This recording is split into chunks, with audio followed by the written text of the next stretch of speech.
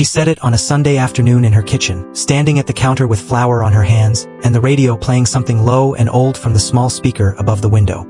She said it quietly, the way people say the truest things without theater, without building up to it. Like she'd been holding it at the back of her throat for 2 years and had simply run out of reasons to keep it there. You were always the better man, Owen. I need you to know I know that. Then she stepped forward, put both flour-dusted hands on either side of my face, and kissed my cheek. Not the quick, polite kind. The kind that stays. The kind a mother gives someone she means it for. I stood there in that kitchen for a second after she pulled back, not trusting myself to say anything smart. The radio kept playing. Something outside moved the curtain. And for the first time in 2 years, the weight I'd been carrying around without telling anyone about it shifted just slightly off-center. I want to tell you the whole story, because it didn't start in that kitchen. It started with a phone call I almost didn't take, from a woman I hadn't spoken to in 8 months, about a problem that had nothing to do with me and everything to do with the man who'd replaced me. My name is Owen Callahan. I'm 33. I teach high school history in a mid-sized town called Denton, Georgia, the kind of place where people know your grandfather's name before they learn yours. I coach junior varsity baseball in the spring. I drive a truck with 140,000 miles on it and a heater that works fine unless it's below 40 degrees, at which point it becomes decorative. I live alone in a rental house on Millbrook Road with a front porch I actually use and a backyard I keep meaning to do something about. I'm not telling you this to set a scene. I'm telling you this because the man I'm about to describe, the man who came after me, drove a $65,000 car and wore shoes that cost more than my truck payment and had the kind of confidence that fills a room before you've decided whether you want it to. And I need you to understand the full distance between us before I tell you what Margaret Hale said to me in her kitchen on that Sunday afternoon, so that when I tell you, you understand what it cost her to say it. My ex-girlfriend's name is Claire Hale. We were together for 3 years, starting when we were both 27, which is old enough to know better and young enough to still make the kind of mistakes that feel important at the time. We met at her cousin's wedding. I was there because the groom, Danny, had been my college roommate. She was there because she was the cousin's favorite person and had driven 4 hours to help set up the centerpieces the morning of. We spent the reception at the same table by accident and the parking lot by choice, talking until the venue staff started making pointed comments about the lights. I loved Claire Hale the way you love someone when you're not performing it for anyone. Quietly, practically, in the texture of ordinary days. I knew how she took her coffee and which side of the bed she couldn't sleep on and the specific sound her breathing made when she was pretending to be asleep to avoid a conversation she wasn't ready for. I knew all of it, and I thought knowing all of it was the same thing as having it forever. It isn't. But you usually find that out after. We ended it in October, 2 years before this story, on a Wednesday evening that was completely unremarkable right up until it wasn't. No affair. No blow-up. No specific wound I could put a finger on afterward when I was trying to explain it to people who asked. Just 2 people who had grown into slightly different versions of themselves than the ones who'd stood in that parking lot at Danny's cousin's wedding, and a conversation that was long overdue by about 4 months, and a door closing on a Thursday morning that still sounded, in certain quiet moments, like it was still echoing. What I did not account for was Margaret.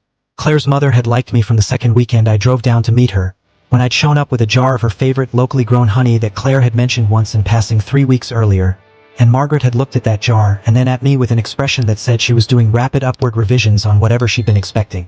Margaret Hale was 61, a retired school librarian with strong opinions about tomato varieties and the correct way to fold a fitted sheet. A laugh that came from somewhere genuine and arrived without warning, and the kind of warmth that operated like gravity. You just found yourself in the kitchen helping with dinner without quite remembering when you'd agreed to. She'd been widowed 6 years before I met Claire. Her husband, Gerald, had been a high school history teacher, which Margaret told me on the first visit with a look that suggested the universe had a sense of humor she was choosing to appreciate. Over 3 years, Margaret became something I hadn't planned for. Not just a girlfriend's mother. Not a polite obligation on holiday weekends. A person I called sometimes when I had a question about a student I was struggling to reach, because she'd spent 30 years watching teenagers from a librarian's desk and had a gift for seeing what was underneath the behavior. A person who sent me articles she'd clipped about Georgia history from my classroom without being asked. A person whose kitchen I'd spent more Sunday afternoons in than I could count, listening to her radio and eating food that made mine feel like an apology. When Claire and I ended things, I lost Claire. I also understood, without anyone having to say it, that I was supposed to lose Margaret too. That's how it works. You hand back the key and the belonging comes with it, and everyone goes back to the sides they were on before you arrived. I handed back the key. I didn't call Margaret. She didn't call me. 8 months went by. Then her name appeared on my phone on a Tuesday night in February, and I sat there looking at it for 4 full rings before I picked up. Owen. Her voice came through exactly as I remembered it. Warm, direct, no wasted syllables. I know I'm not supposed to call you. I'm calling anyway. Margaret. I sat up from where I'd been grading papers on the couch. Is everything okay? That depends, she said, on how you define okay. A pause. Claire's engaged. I processed that. The word landed in my chest in a way I wasn't going to describe to anyone. Least of all the woman on the phone. Okay, I said carefully. His name is Brendan Foss. He proposed last weekend in front of 40 people at a restaurant she didn't pick. With a ring she told me privately is too large for her hand and too expensive for the person she actually is. Margaret's voice stayed even. But I knew her well enough by then to hear what lived under it. She said yes because she was in front of 40 people and didn't know how to say anything else. I was quiet. I'm not calling to ask you to do anything, Margaret said. I know that's not fair and I'm not going to do it. She stopped. I needed to tell someone who actually knows her. And you're the only one I trust to hear it without making it into something I don't want it to be. Tell me about him, I said. She did. Brendan Foss was 38, a commercial real estate developer based in Atlanta. A man who had, in Margaret's precise words, the vocabulary of someone who cares deeply about people and the behavior of someone who has never once been inconvenienced by caring about anyone. He'd met Claire at a work conference 7 months after we ended things. He'd pursued her with the focused intensity of a man who was accustomed to acquiring things he'd decided he wanted and hadn't yet learned the difference between pursuing a person and acquiring one. He was handsome. Margaret said this without resentment, just factually, the way she'd say the weather was going to be difficult. He was successful. He was generous in the way that announces itself. He sent flowers that cost a week of my salary. He took Claire to restaurants with names I'd seen in magazines. He talked about the future in large, expensive terms. A house in Buckhead, travel, a life that looked, from the outside, like the kind of thing you'd be foolish to turn down. She lights up around him sometimes, Margaret said, and she said it the way she said things when they cost her something. That part's real. But the other part, she stopped again. He corrects her. In front of people. Small things. The way she tells the story. What she orders. What she wears to things. And she laughs it off and I watch her laugh it off and I know what that laugh means and she doesn't know I know. I was gripping my phone harder than I needed to. Margaret, I said, you told me you weren't calling to ask me to do anything. I'm not. Okay. I'm just calling to tell someone who loves her the right way what's happening to her. She said, that's all I'm doing. I understood. And I also understood that she was too smart and too careful to not understand exactly what she was doing. I didn't call Claire. I didn't go to Denton. I graded my papers and coached my baseball team and went about my life the way it had been arranged, which was orderly and purposeful and missing something specific that I had decided not to name. But I started calling Margaret on Sundays. Claire was mentioned in the last 2 minutes. A pause. She cried during it. Later she told me it was because she was happy. I've seen Claire cry happy. That's not what that was. I didn't say what I was thinking. Neither did she. The summer moved the way summers do when you're teaching. Fast and then suddenly over, the school year arriving before you've decided you're ready for it. In September, Margaret called on a Sunday afternoon sounding different than usual. Not distressed exactly. Resolved. I want you to come for dinner, she said. Next Sunday. I'm making the pot roast you like. I knew what the pot roast meant. Margaret did not deploy the pot roast casually. Will Claire be there? I asked. No, she said. She and Brendan are in Savannah for the weekend. Looking at event venues. Her voice went flat on event venues the way it had gone flat on corrects her in front of people. It'll just be us. I need to talk to someone and I need it to be you. I drove to Denton on a Sunday for the first time in 2 years. Her house looked the same. White clapboard, green shutters. The hydrangea along the porch that Gerald had planted before he died and Margaret tended like a responsibility she'd inherited from the best version of her marriage. The kitchen smelled exactly as I remembered it. Rosemary and something sweet underneath, the radio on low. Afternoon light coming through the window above the sink at the angle it only gets in late September when the sun starts dropping earlier and everything goes gold for about 40 minutes before it's gone. I sat at the kitchen table and she put food in front of me and for a while neither of us talked about what she'd called me there to talk about. We talked about my second baseman who had, as I'd predicted, plateaued. We talked about a new library program she was volunteering with in retirement. We talked around the thing the way people talk around things when they need a moment before they can say them. Then she sat down across from me, folded her hands on the table and said it plainly. She's not happy, Owen. I looked at my plate. Margaret, I'm not asking you to rescue her. She doesn't need rescuing and she'd hate it if she did. She's a grown woman who made a choice and she's the only one who gets to unmake it. She pressed her lips together. But I've watched you love my daughter for 3 years and I've watched this man manage her for 7 months and I know the difference and I can't pretend I don't. What do you want me to say? I asked. Nothing, she said. I just needed someone else in the room who knows the difference. She looked at her hands. You were always the better man, Owen. I need you to know I know that. Then she stood up, stepped forward, put both flour-dusted hands on either side of my face, and kissed my cheek. I sat in that kitchen for another hour after she said it. We finished dinner. She sent me home with containers of food I didn't ask for and a cutting from the hydrangea she'd been meaning to propagate that she said would do fine in a pot on my porch if I didn't overwater it. I drove the 40 minutes back to Denton thinking about what she'd said. Not about Claire. About the weight that had shifted. 2 weeks later, Claire called me. Not a text. A call. Her name on my screen at 9 in the evening on a Tuesday, which meant it hadn't been impulsive, because Claire was never impulsive. She'd thought about whether to call me for days before she did it. I answered. Hey, she said. Hey. Silence, the comfortable kind, which told me everything about how broken we hadn't actually managed to get. I need to ask you something, she said. And I need you to answer it honestly, not kindly. Those are different things with you and I need the honest one tonight. Okay. Did my mother call you? I didn't hesitate. Yes. A breath. When? February. Then we started talking on Sundays. Another silence. Longer. About me? About everything. Mostly not about you. I paused. She was worried. She needed someone to talk to who wasn't going to tell her what she wanted to hear. And you drove to Denton last Sunday. She made pot roast. Claire made a sound that was half laugh and entirely not funny. Owen. My name in her voice was still a specific thing. It was still the same specific thing it had always been. Are you in love with my mother? I'm in love with your mother's pot roast and I'd appreciate it if you didn't make that weird. The laugh that came out of her then was real. Sudden. The one I remembered from 3 years of knowing exactly how to find it. Then it faded. He wants to move the wedding to January, she said. He says waiting until spring is too long. He's already put a deposit on a venue without asking me. A pause. He told me he did it because he knew I'd overthink it and he was helping me not overthink it. I was very still. What did you say? I asked. I said thank you, she said very quietly, because we were at dinner with his colleagues. She stopped. Owen, I said thank you. I thought about what Margaret had said. She laughs it off and I watch her laugh it off and I know what that laugh means. Claire. I chose words carefully the way I choose them in my classroom when a student is standing at the edge of something and needs a question more than an answer. What did you want to say? She was quiet for a long moment. I wanted to say that's my wedding and you don't get to make deposits on my behalf without asking me, she said.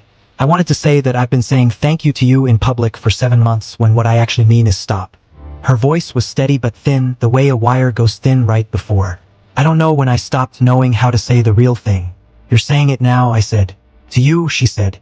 It's easy to say the real thing to you. I didn't answer right away. The right thing in that moment wasn't an answer. It was just being on the other end of the line while she put something into words she'd been carrying around for 7 months. What are you going to do? I asked after she'd had time. I don't know yet, she said.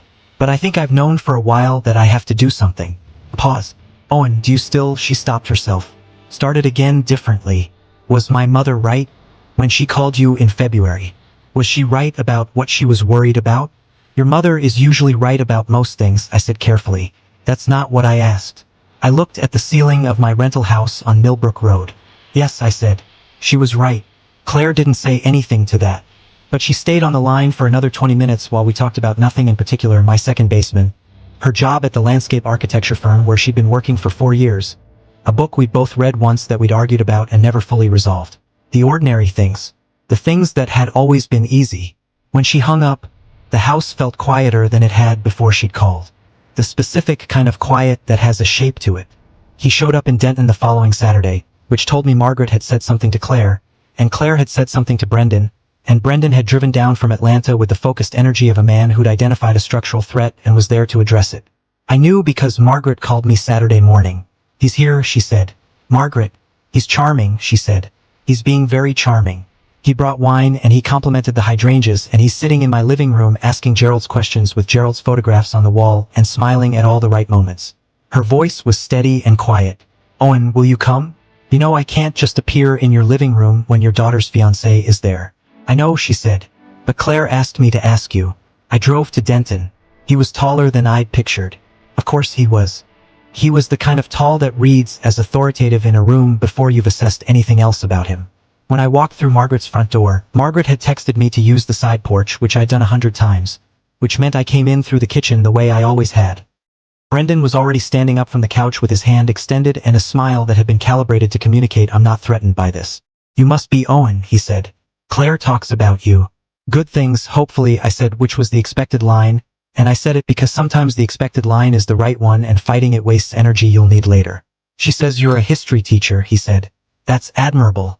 Public education is undervalued.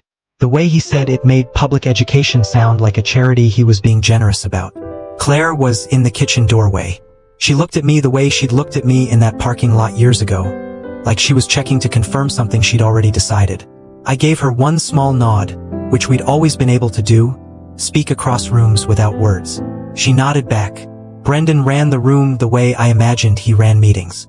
Filling space, asking the surface questions, listening with the performance of listening without the actual intake. He asked Margaret about the house, the history of it, Gerald's photographs. He asked the questions correctly. He said the names back perfectly. He was enormously, exhaustingly good at seeming present without actually being there. At one point, Claire started telling a story about a landscape project she'd been working on.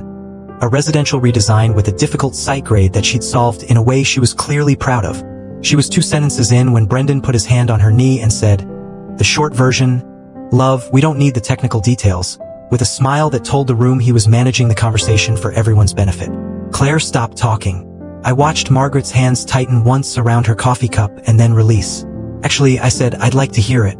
The grade problem. How'd you work the drainage? Claire looked at me. Something in her face came back to life. She told the story. All of it.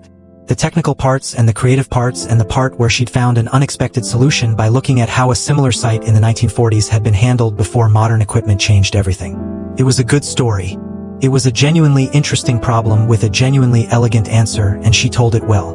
When she finished, Margaret looked at Brendan with the expression she'd used on misbehaving library patrons for 30 years. Not hostile, just completely clear. That's a remarkable solution, she said. To Claire. About the story Brendan had tried to cut short. Brendan smiled and reached for his wine. He left before dinner. A call from a colleague, he said. A property situation that needed his attention. He kissed Claire on the cheek in the doorway, shook my hand again. The same measured grip, nothing given. Told Margaret the house was beautiful. And then his 65,000 car moved down her driveway and turned onto the street. The three of us stood in Margaret's living room for a moment after the sound of his engine faded. Then Claire sat down on the couch and looked at her hands for a long time. Margaret went to the kitchen. I heard her radio come on. Something low and familiar. Claire looked up at me from the couch, and I recognized the expression on her face because I'd seen it exactly once before. In our kitchen on a Wednesday evening 3 years ago, when she was about to say something that couldn't be unsaid and we both knew it. Tell me what you actually think, she said.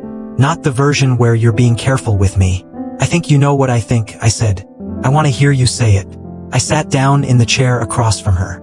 He's not unkind, I said. He probably doesn't know he does it. That might be the most honest thing I can say about him. I looked at her steadily. But the woman who just told that story about the drainage grade and the 1940 site solution, that's the woman I know. And he started talking while she was still 2 sentences in. Claire pressed her lips together. He does that, she said. I know. I didn't notice it at first. She looked at the window. Or I noticed it, but I told myself it was just how he managed energy in conversations. That he was efficient. Her voice dropped. I've been telling myself a lot of things were something else. I didn't answer. She didn't need an answer. I called the venue, she said. The one he put the deposit on. On Thursday. I told them to refund it. I was quiet. He doesn't know yet, she said. I'm gonna tell him tonight. She turned her hands over in her lap. I should have said something at the restaurant when he told me. I should have said it then, and I didn't. She looked up at me. You never did that.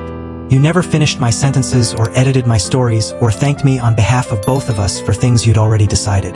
She was very still. I think I forgot that was something I could have. I think I got practical. Claire, I'm not asking you for anything, she said quickly. I'm not sitting here telling you this because I have a plan. Margaret held on with both arms. The way she held things she was grateful for. Then Claire turned to me. She put her hand briefly against my arm. Nothing more than that. Thank you for coming, she said. Hot roast, I said. She smiled. Hot roast. And then she walked to her car, and I watched her taillights move down the driveway. Margaret stood beside me in the doorway. She's going to be okay, Margaret said. I know, I said. She's always okay. You know what I mean? I did. Claire ended the engagement in November. She did it privately, without drama, in a conversation at Brendan's apartment that she told me about later in the precise, measured way she told things she'd already made peace with. He wasn't cruel about it. He was confused, then quietly furious, then, within 2 weeks, publicly seeing someone new, which told me everything I needed to know about what it had actually been. I didn't call her in November. Or December. I sent Margaret a small wrapped package in December.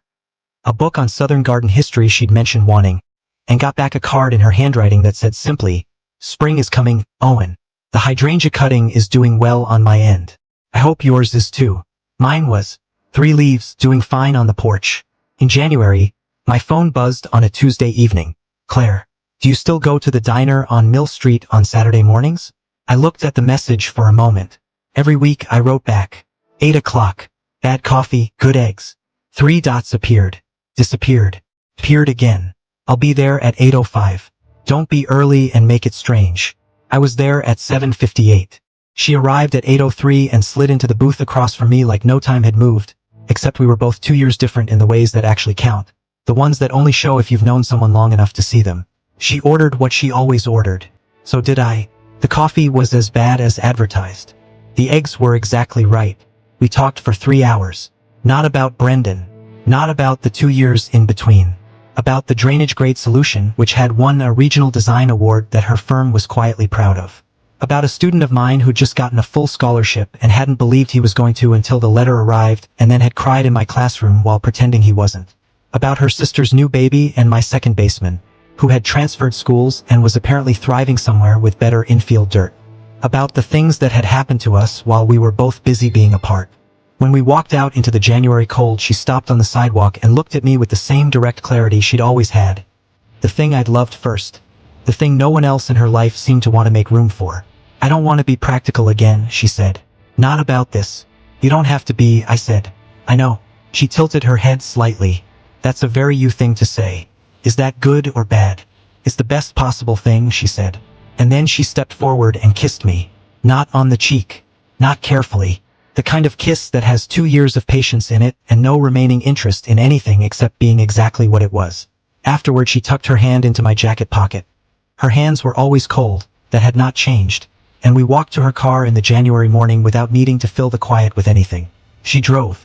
I stood on the sidewalk watching her go the same way I'd watched her mother's kitchen light through the window every Sunday for a year. Something warm and specific. I called Margaret that afternoon. We had breakfast, I said. Did you go to the diner on Mill Street? She found it herself, I said. Margaret laughed. The genuine kind. From somewhere real. That girl, she said. She's known where she was going the whole time. She just needed to get the other thing out of the way first. She's okay, I said. I know she is, Margaret said. She always will be. She had the right example. Pause. Both of them did. Her father and you. I didn't have anything to add to that. Some things are better received quietly. The following spring, the hydrangea Margaret had given me from her garden put out its first real bloom. I took a photograph and sent it to her. She replied within 2 minutes with a photograph of hers, same variety, same stage, doing the exact same thing 40 miles away on a porch in Denton. Below it, she wrote, parallel, as it should be. Claire saw the exchange and looked at me the way she looks when she's filing something away permanently. The things I have to tell you, she said more than once since then, about what she saw from the outside, watching me and her mother maintain something real during the 2 years she wasn't in the room. How it changed what she thought she'd walked away from. I tell her I was just calling on Sundays. She tells me she knows exactly what I was doing and that I should stop pretending it was simple. She's right. It wasn't simple. It was just the only honest thing I knew how to do with a loss I wasn't ready to make permanent. Margaret came for dinner at the house on Millbrook Road last September. First time she'd made the drive. She brought tomatoes from her garden and a bottle of wine she'd been saving for what she called the right occasion without specifying when she decided this was it. She walked in the front door and looked at the porch and the hydrangea and the house the way she looks at things she wants to remember. At the table, she poured 3 glasses, lifted hers. To load-bearing things, she said, which wasn't a phrase I'd used with her but which was exactly right. We drank. Claire caught my eye over the rim of her glass. The radio was on in the kitchen because I'd gotten into the habit of that over the past year, low and old the way Margaret always had it. The right occasion. As it should be. Here's the thing nobody tells you about losing someone you loved, right? You assume the loss is the whole story. You assume when the door closes, everything behind it closes with it. The family, the Sunday dinners, the kitchen with the radio, the woman who sent you clippings about Georgia history for your classroom without being asked. You assume all of it was hers to take with her when she left. Sometimes it is. Sometimes you just have to let it be. But sometimes, if you were genuinely good to the people around her, not performing it, not because you were hoping for something back, just because they mattered on their own, sometimes those things survive the door closing. And the person who loved you for loving her people right is still on the other end of a Sunday phone call. And sometimes that's what brings the whole thing back around. Margaret kissed my cheek in her flour-dusted kitchen and said 6 words that shifted something in my chest. And none of it was part of a plan. It was just what happens when you treat people the way they deserve to be treated and trust that real things have a harder time dying than you think they do. So let me ask you something before you go. Has someone from a chapter you thought was closed ever looked at you and said the thing that told you the chapter wasn't actually finished? And is there someone in your life right now, a parent, a person, a relationship on the edges of something you used to have, you've been treating like it has an expiration date when it doesn't? Tell me in the comments. I read every single one, every week, without exception. If this one stayed with you, hit like so I know you're out there. Subscribe.